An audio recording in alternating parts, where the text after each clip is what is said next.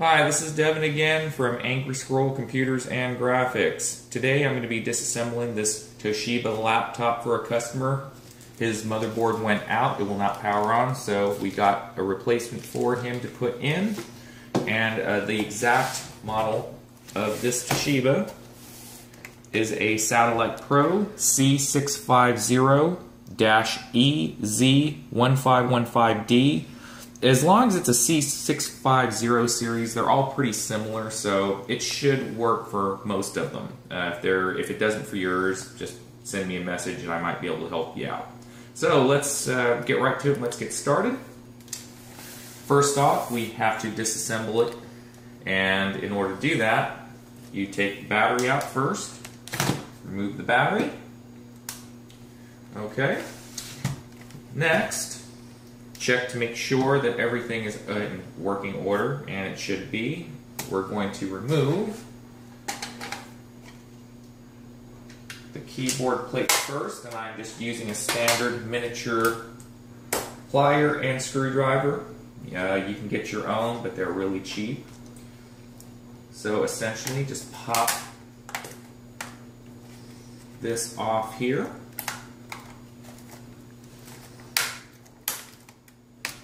Okay, you start at the right, pop it up, and gently pull it out from these little notches right here that's being held.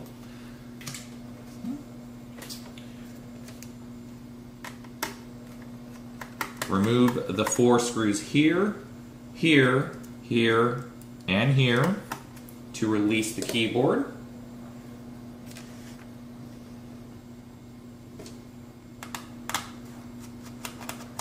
There's number 2.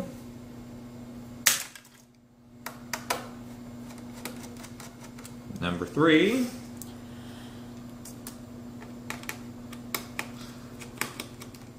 Number 4, and as always, gently lift it up because the ribbon cable is actually connected to the motherboard. As so, just flip it upside down. And I am using the electrostatic mat again, as I do in all my videos. Lift the locking clip outward gently so you don't break it. It'll release the mechanism so you can pull out, and it just came out on its own. It'll pull out that. So to lock it, you press it back in on both sides. To release, gently pull it out, just like that, with your fingernails. So that's the keyboard. We're going to flip this upside down. We're going to start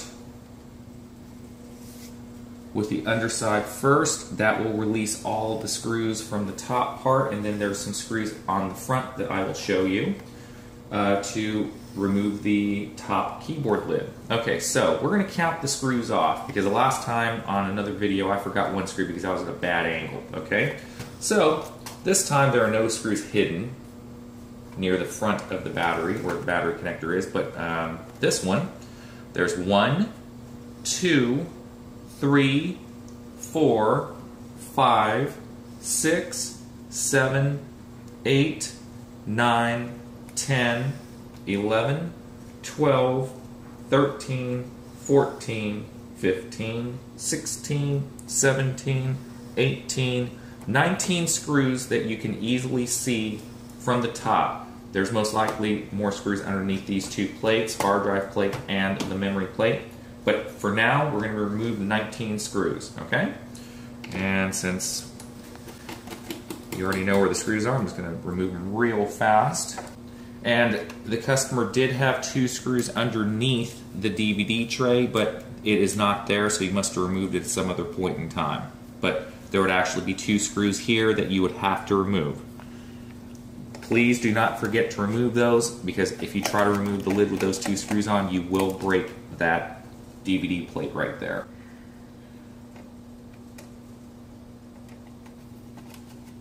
And there are 2 screws underneath the memory plate. As you can see, there's 1, 2. As I said earlier, there will be screws underneath these plates that you will have to remove once you remove the plates.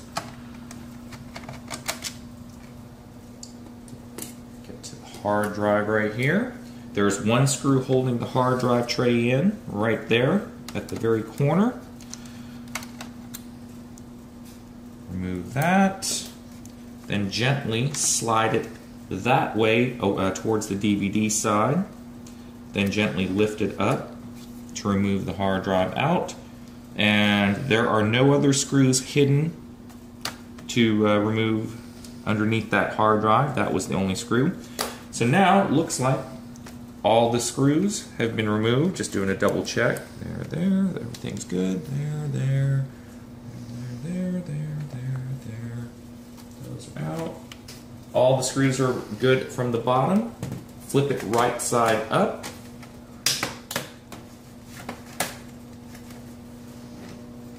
And it looks like on his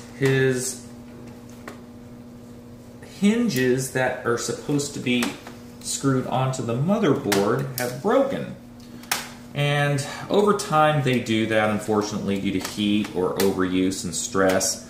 So I'll have to let the customer know that the hinge screws have broken from the motherboard base. But aside from that, let's get started with this.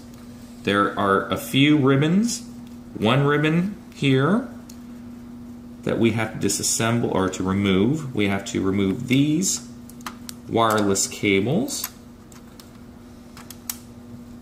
White is on top, black is on bottom.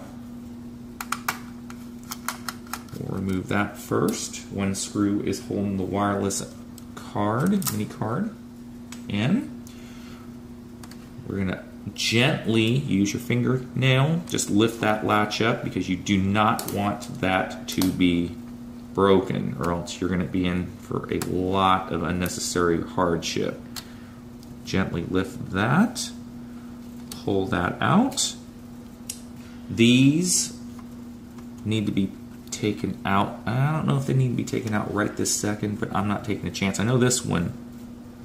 Okay, let's just do this. Let's just use your fingernails and gently slide that out right there. Same thing with this one. Now you can use a screwdriver to do it, and I ultimately may do that, but I didn't need to in that case because I was able to just pop that out. Same thing with this one, but I don't think I'm going to need to worry about that one just yet. And there are no screws holding this down to the bottom base. So all you gotta do is gently lift it out of the retaining clips and gently remove that from there. Voila. We'll put that over here. Okay, and as you can see, this customer has broken attachments right there that this hinge screws actually go into.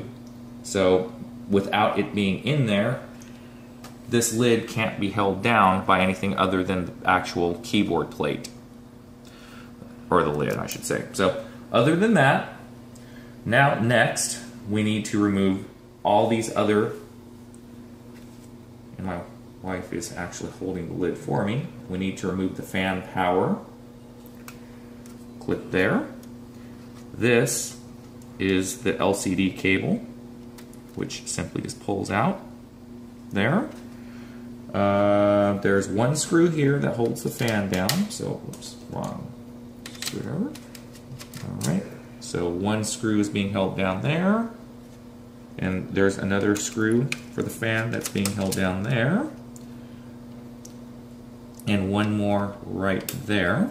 So there's a total of 3 screws holding the fan down, and I'll point it out to you again. There's 1, 2, and hidden behind this cable, 3.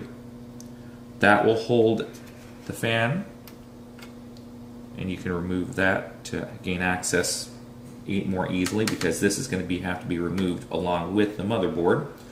So besides that, looking at it here, I do not see any other screws holding. Oh, I do see one screw right there. It's close to the hard drive SATA connector. So that gets removed here. Okay.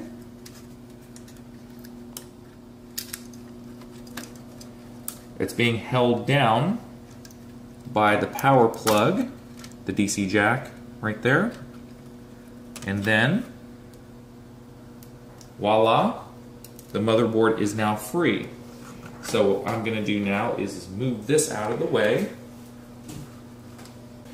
So, at this point, we need to move over the CPU and the heatsink. We're going to open the new replacement board, and funny story, the customer actually ordered the wrong motherboard for me to put in, and the easiest way I could figure that out is after disassembling it once before, the CPU was too big for the board. So he had to wait a little bit longer to get the correct board, which I told him based on the model number. Alright, so now what we're going to do is remove the heatsink, and it's numbered. So this is number 1, there's number 2, there's number 3, and there's number 4. You always go in the proper order. You don't necessarily have to, as long as you go diagonal, that's all that matters, and it's more important for putting it on versus removing it. But you might as well just follow the rules here. Okay, there you go. It looks like it's got plenty of paste, and normally we clean it off and put new paste on it, and we'll do that after the video, but it's real simple. Just get a Q-tip with some rubbing alcohol. I did in one of my other videos. Remove it, clean it off with a cotton swab, get some Arctic Silver or some thermal paste with a little pea drop right in the dead center of these two chips here, and then put the heatsink back on. That's pretty much it. Now, to remove the chip, get a flathead screwdriver, go counterclockwise to release it, and this is from my orientation, my direction here. Screw being on the facing me, you go counterclockwise to release, gently lift it up, and there's the triangle that you can see. I'll put it back down, focus on that. That little golden triangle, and on the motherboard you see that little triangle right there. It looks like a little V.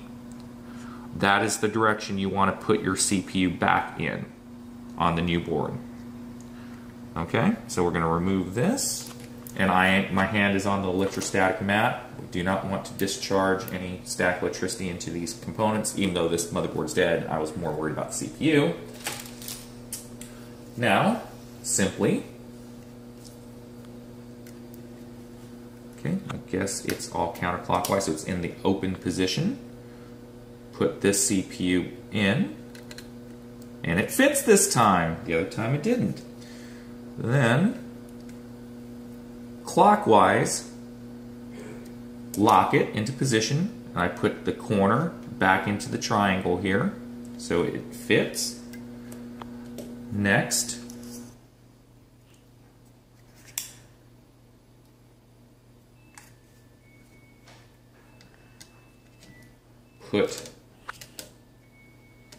and after the video I'll show you, I'm going to be putting the Arctic Silver paste and all that. This is just for video's sake, time, expediency. So go with number 1 to lock it, twist it, number 2, number 3, and number 4.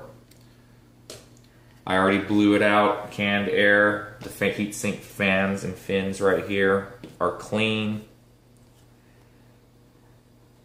So everything is good to go. Like I said, off camera I will just clean that up and go from there.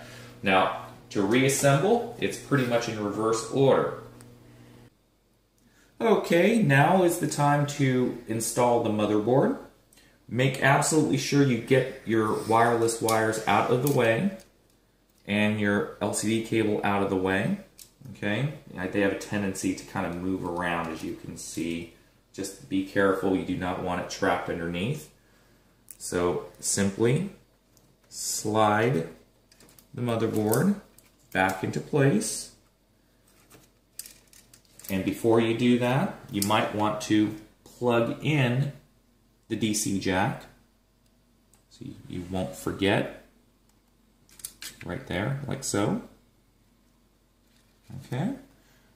Now,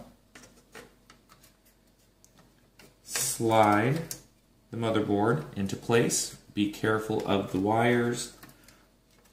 The wireless wires will need to be up top,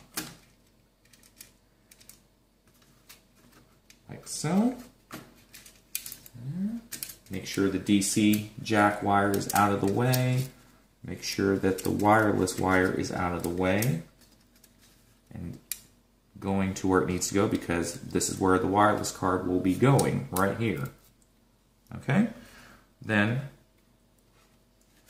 slot it in like so.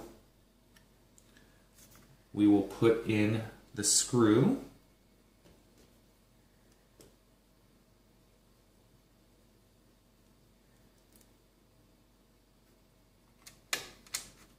Right here to hold the motherboard in place. Next, we're going to get the lid.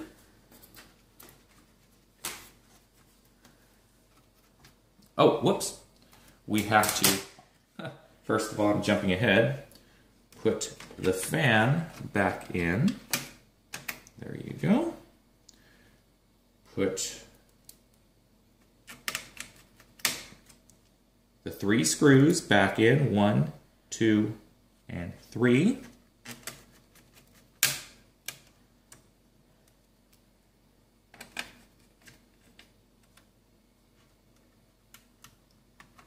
Like so.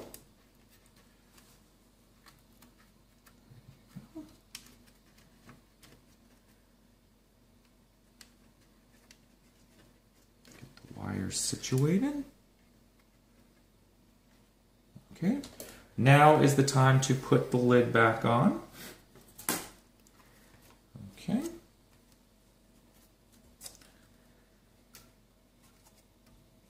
Make sure that the wires are going to be where they need to be.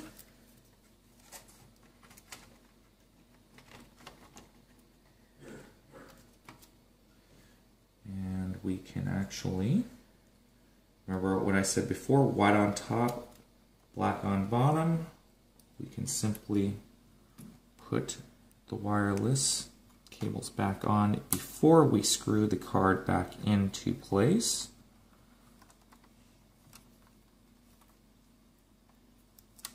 Sometimes it gets twisted and there's has to be a little finagling, but as you can see, I got them both in.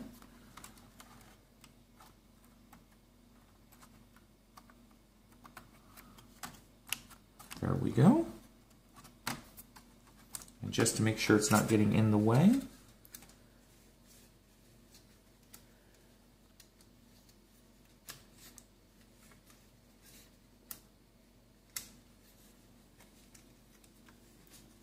because you do not want this blocking your DVD drive tray.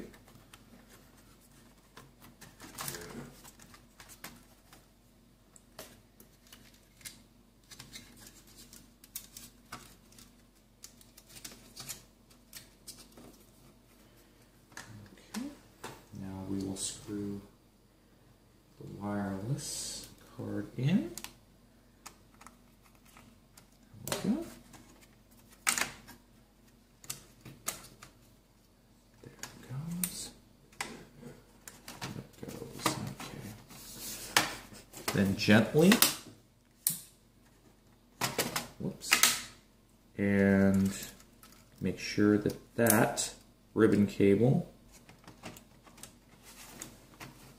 is situated so you don't lock that underneath.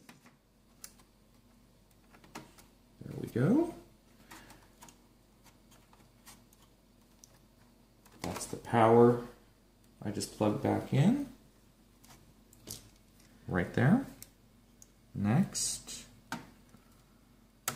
is the speakers. Then lastly is the touchpad ribbon cable. Sometimes they're a little tricky. They tend to move around. And it's lifted up in the open position so that you can slide the cable back in. Make sure to firmly seat it all the way. There's a line right there. when you lift it down, it hits that line. Okay, it looks good. We got that, these two, and this one inserted.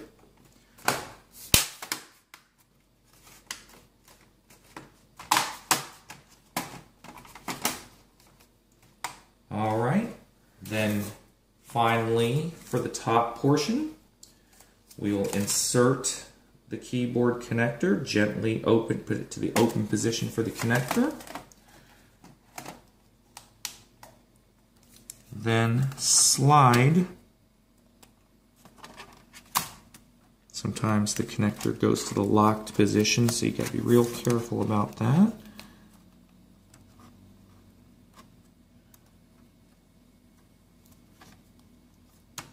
There it goes, I heard the snap. So lock and lock.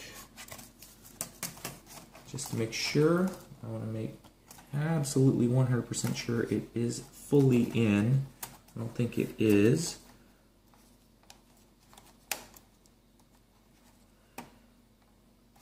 That seems more like it. I'm putting pressure behind it. Now I'll lock it. That looks better.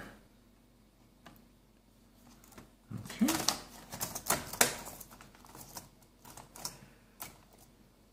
And we'll get the 4 screws to hold the keyboard down. 1, 2, 3, and 4.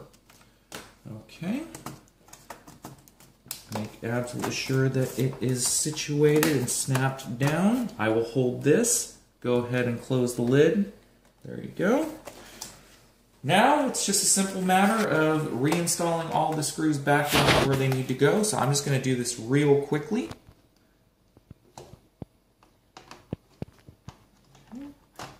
Hard drive. Slot it in.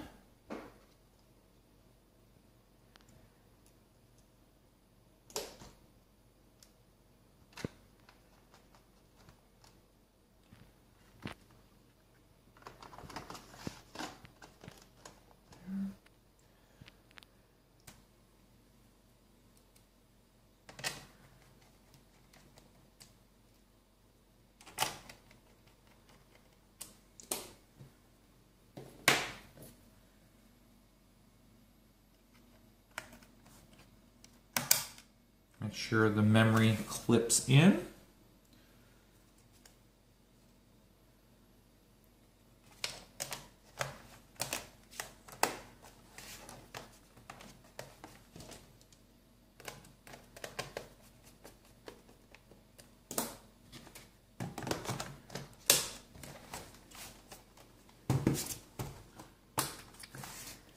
Go ahead and open that for me. Okay. And lastly, slot this keyboard, strip. And I believe it's upside down.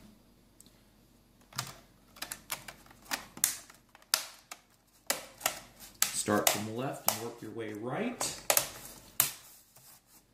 And there we go. It is all reassembled. And the moment of truth, there may not be any power to this. But as you can see, this is how it goes to disassemble, reassemble down to the motherboard level. And if you have any questions, just feel free to post a comment. Thank you. And for watching, and I look forward to your comments. Thanks.